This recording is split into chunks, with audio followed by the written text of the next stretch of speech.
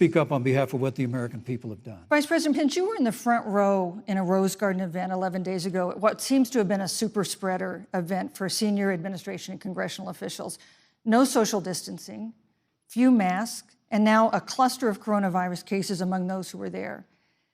How can you expect Americans to follow the administration's safety guidelines to protect themselves from COVID when you at the White House have not been doing so? Well, the American people have demonstrated over the last 8 months that when given the facts, they're willing to put the health of their families and their neighbors and people they don't even know first. And President Trump and I have great confidence in the American people and their ability to take that information and put it into practice. In the height of the epidemic, when we were losing a heartbreaking number of 2,500 Americans a day, we surged resources to New Jersey and New York and New Orleans and Detroit. We told the American people what needed to be done, and the American people made the sacrifices. When the outbreak in the Sun Belt happened this summer, again, Americans stepped forward. But the reality is the work of the President of the United States goes on.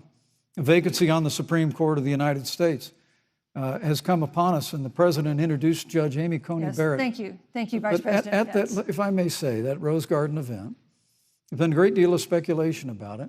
My wife Karen and I were there and honored to be there.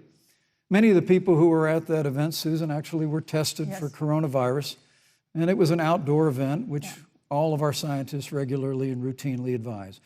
The difference here is President Trump and I trust the American people to make choices in the best interest of their health. Joe Biden and Kamala Harris consistently talk about mandates, and not just mandates with the coronavirus, but a government takeover of health care, the Green New Deal, all government control. We're about freedom and respecting the freedom of the American people. Let's talk about respecting the American people. You respect the American people when you tell them the truth. You respect the American people when you have the courage to be a leader speaking of those things that you may not want people to hear, but they need to hear so they can protect themselves.